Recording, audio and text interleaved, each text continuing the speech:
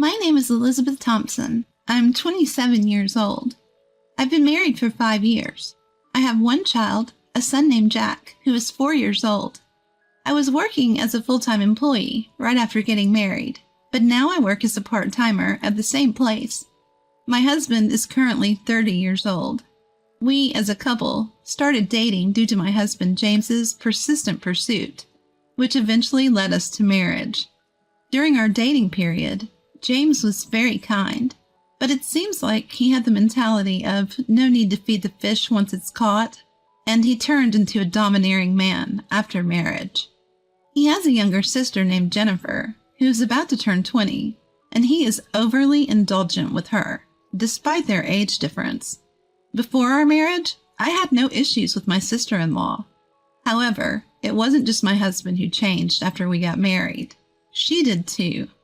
She started visiting our home frequently, and James, who is indulgent with her, fulfills all her demands, making me feel like a housemaid who must operate according to Jennifer's requests. She often comes over without considering the time and without prior notice.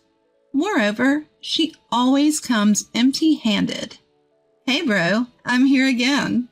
And she completely ignores me like it's a normal thing. Then James, as usual, "Good to see you. We were just about to have dinner. Want some?" offers her the meal that was meant for just the three of us. Then, as expected, she sits at the dinner table and responds, "Yeah, that's why I came." I quietly tell him that there's only enough food for 3, but he insists that since his sister came, I should serve my portion to her. And then he says, "You should always prepare extra, since we never know when she's going to show up. It's your fault for not making more." Upon hearing this, Jennifer apologizes to me with a sad face, which makes James comfort her and berate me, saying things like, "You have no tact," or "Stop bullying my sister."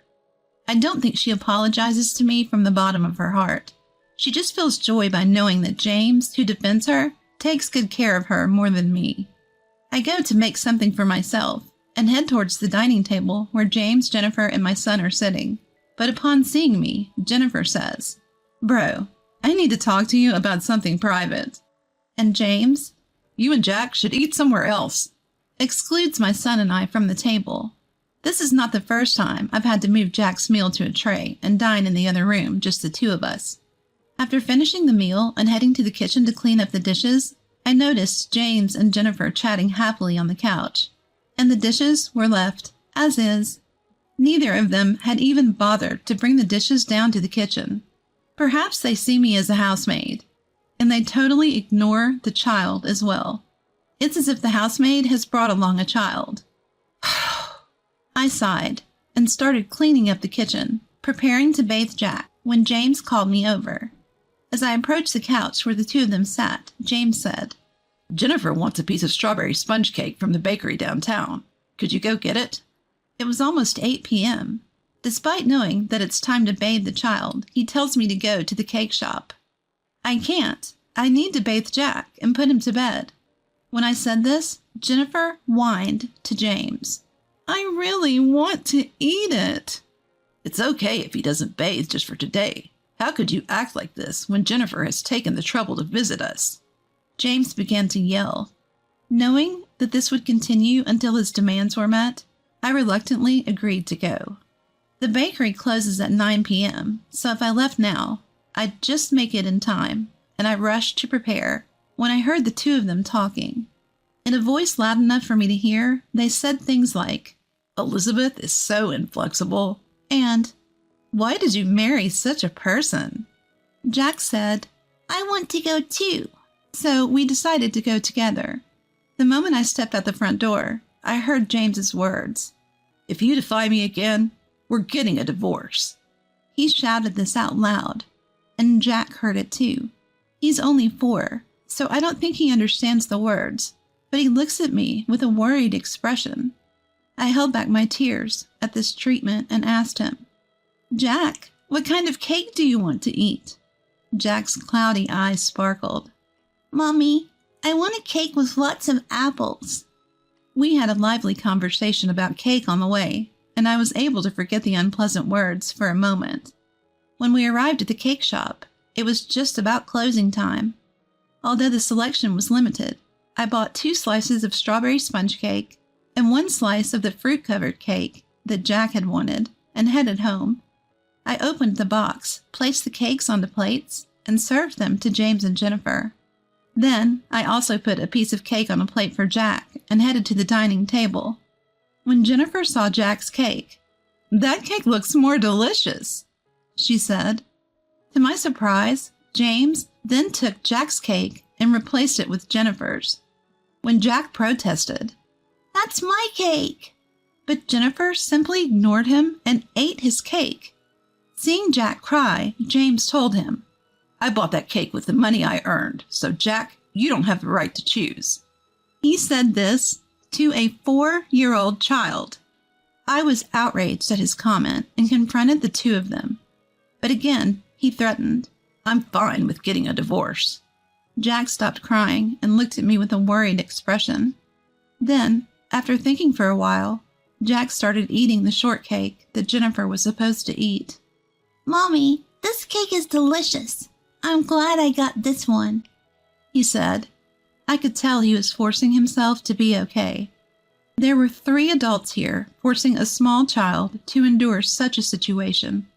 Perhaps in response to Jack's words of it being delicious, the moment Jennifer's fork stretched towards Jack's cake, I picked up Jack's plate. "Jack, how about we eat in the other room?" Saying that, I took Jack to the other room and decided to let him eat his cake leisurely. I wanted to eat that shortcake too. Hearing her words, James, "It's fine if Jennifer has a bite, isn't it?" he shouted. I thought about talking back to James, but I didn't want Jack to hear the word divorce again, so I held back. In the other room, watching Jack eat his cake with a look of enjoyment, I felt a sense of relief. He had cake, and I took a bath together with Jack, ignoring my husband and Jennifer. We then went to bed together in Jack's bed. The next day, as usual, Jennifer had already left when I woke up. While I was waking up James and Jack and preparing breakfast, I heard Jack's crying, so I rushed to him. To my surprise, the porcelain piggy bank that my father bought for him, which I had placed in the living room, was broken, and the money inside was gone. Every night before sleep, Jack would always say good night to that piggy bank. I saw him saying good night to the piggy bank last night as well. With that, I thought that James, who was in the living room, would know something about it, so I immediately asked him. Then, without any remorse, "She just needed a little money, so she said she broke the piggy bank." He said it as if it didn't concern him at all, even while Jack was crying. I was consoling crying Jack, but before I knew it, I was crying along with him. I could bear not to cry over the things that James and Jennifer have done to me, but the fact that Jack was not protected by James and wondering what Jack means to James made me sad.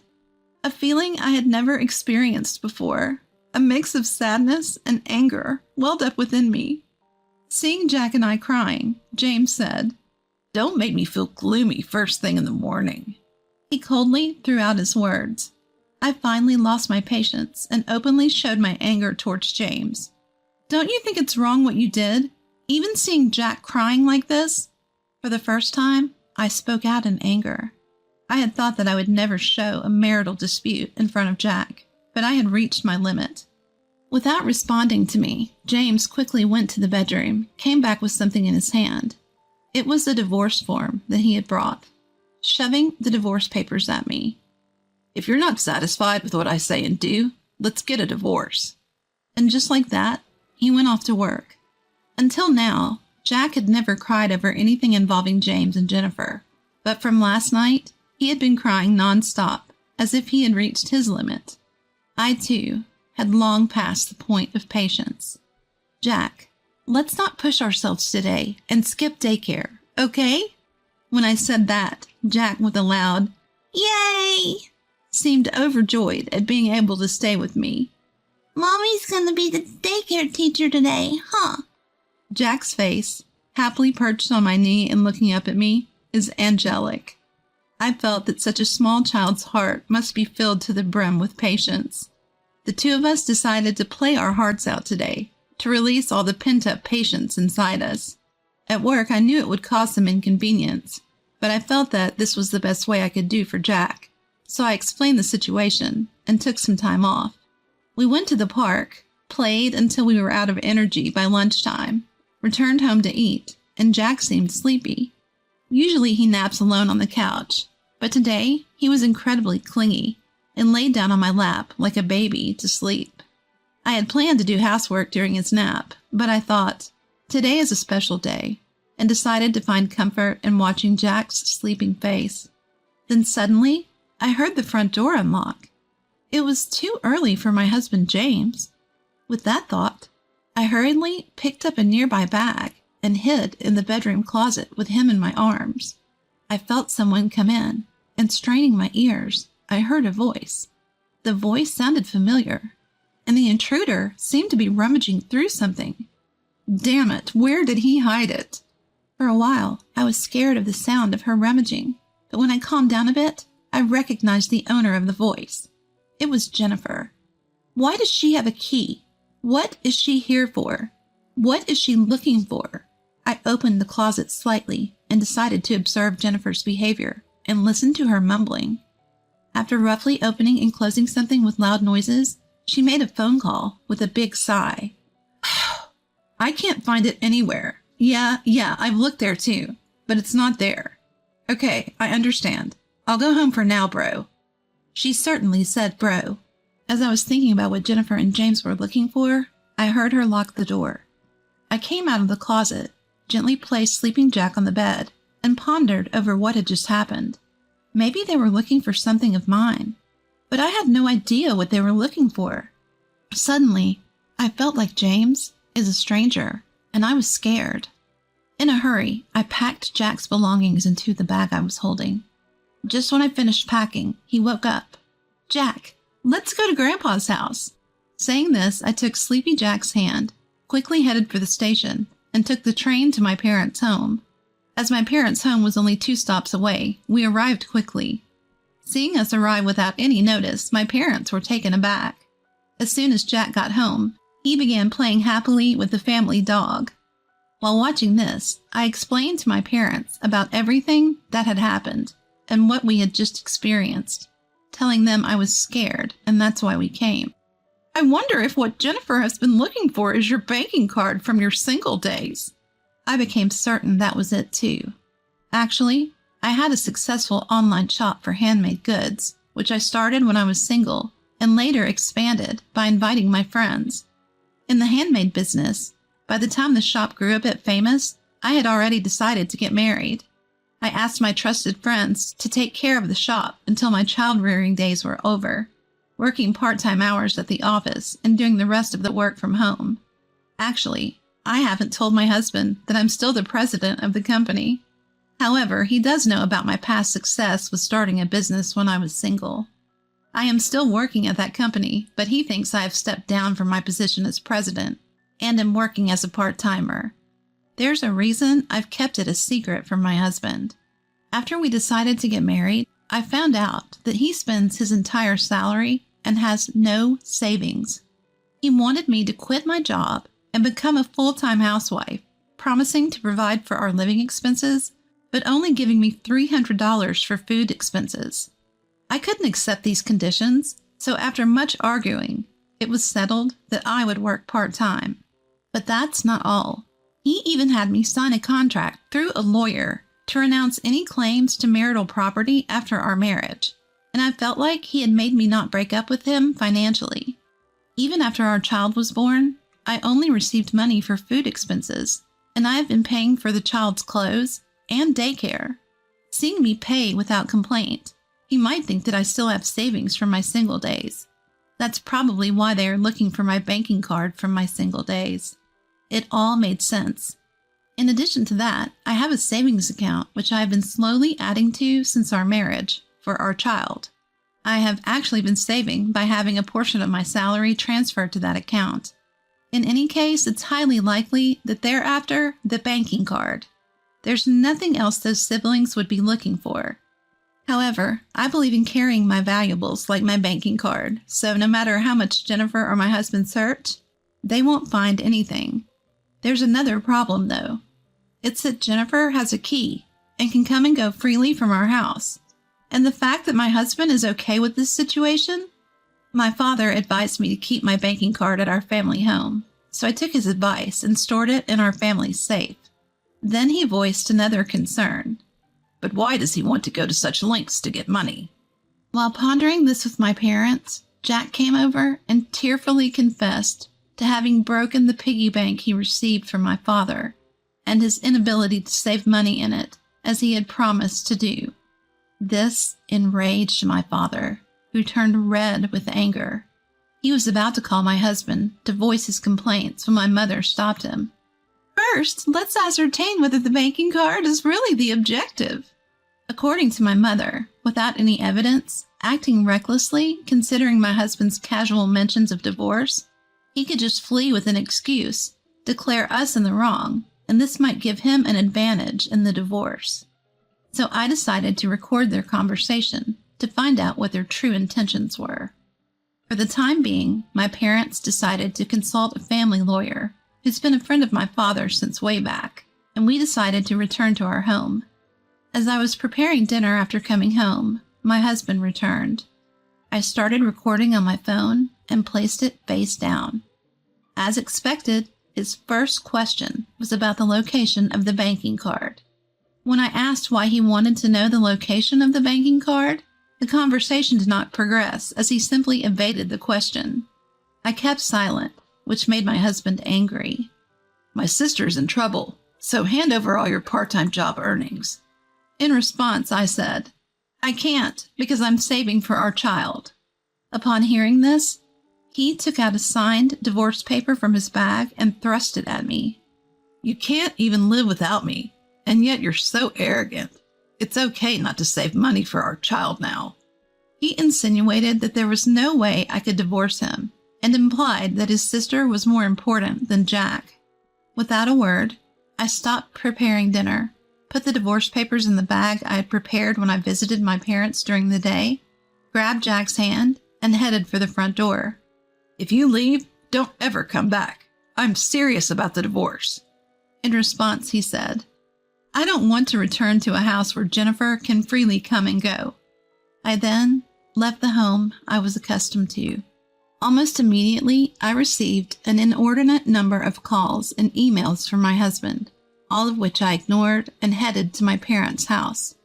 I let my parents listen to the recording I had made earlier and showed them the filled-out divorce papers I had been handed by my husband. They asked me what I wanted to do. I said that I had run out of patience and love, but my main concern was Jack's feelings. They said it might be best to divorce to prevent further harm to Jack's heart. But that's an adult's opinion, and there's also the possibility that the divorce could cause new harm to the child's heart. As I was lost in thought, Jack mentioned he was hungry, and so my mother made his favorite dish, hamburgers. Upon hearing that she had bought ingredients in advance so we could return home at any time, tears welled up in my eyes, and I could not hold them back. The hamburger must have been delicious because Jack... I wish I could eat Grandma's hamburgers every day. Grinning from ear to ear and told that to my mother. Well, that's because a hamburger's filled with how much I love you. After that, Jack popped a bite-sized piece of hamburger into my mouth. This hamburger is filled with love. Isn't it tasty? So, Mommy, please don't cry. This was something I couldn't bear. I cried even more. Seeing Jack in distress, my father quickly said, These are tears of joy. Your mother is crying because she's so happy you gave her a hamburger. And he took his time to gently explain it to Jack. If Jennifer was here, she would have eaten this hamburger. As he said this, my mother started crying and hugged him. Looking at my father, I noticed he was also trying hard not to cry, his eyes welling up. When I said, Family is wonderful, isn't it? To Jack, and he looked at me with surprise and said, Dad said his only family is Jennifer. Is my family just Grandma and the others? My father replied, That's right. Then he continued, Do you want to live together as a family forever? Yay! We're a family, right? He tilted his head to the side, grinned, and made us all laugh. When was the last time we relaxed and enjoyed a meal like this? When was the last time we had a meal filled with so many smiles? I decided to divorce and slowly conveyed this decision to Jack. He seemed not to feel any love from his father and was happy to stay with the family, so he understood about the divorce. And even though our dog back at our parents' house was older, Jack happily hugged him, saying, "He's my little brother." The next step is just to act. I will contact the lawyer of my father's friend and meet tomorrow to talk. That night, Jack slept with my father and our dog, Max. I shared a bed with my mother, reminiscing about stories from my childhood until we fell asleep. The next day, I turned on my phone. I found over 200 missed calls and emails from my husband, James. The emails alternated between scathing remarks and pleas for forgiveness, leaving me uncertain whether he was genuinely remorseful. Sighing, I turned off my phone again. In the afternoon, my lawyer arrived, and I discussed the details of my situation, confirming my decision to divorce at the same time. Subsequently, we officially signed the contract, and the lawyer said he would meet with James the next day. 2 days later, the lawyer came to my parents' house. When I asked about the outcome, it turned out that Jennifer had a shopping addiction and frequented male strip clubs, borrowing a significant amount of money from loan sharks who easily lend to her, with James as her guarantor. It seems that they had a plan between them to use my savings to repay the debt when the repayment was delayed. He seemed to be saying that since he confessed, he didn't want a divorce and wanted me and Jack to come back. When I told him that I was determined to divorce and had already submitted the divorce papers, "Does that mean Elizabeth can marry someone else?" he asked the lawyer. "If she has the opportunity, yes." When he replied, "But I don't want to let her go." It seems he broke down crying. Then he signed a promissory note to pay Jack $500 in child support every month, and the lawyer said that he had brought everything to a close. Afterwards, I received a call from my ex-husband, and we talked briefly. His voice had lost its vigor, and he spoke calmly. He had thought that by financially binding me, I wouldn't be able to divorce him, even if I ended up despising him. And he admitted that he had always believed that it was brotherly love to do everything for Jennifer, his younger sister who had always been dependent on him since they were kids, but now he realized that it was a mistake. He confessed that he was jealous of Jack, feeling as if I had been taken from him, even though he did love Jack. "Once Jennifer and I have finished repaying her debts, I'll comfort you, so please don't remarry." When I told him that my love for him had withered and that there was absolutely no chance of us starting over, I could hear his sobbing over the phone. Then I said, "Please be happy," and he hung up the phone. I decided to rely on my parents until Jack grows up and transferred him to a different daycare.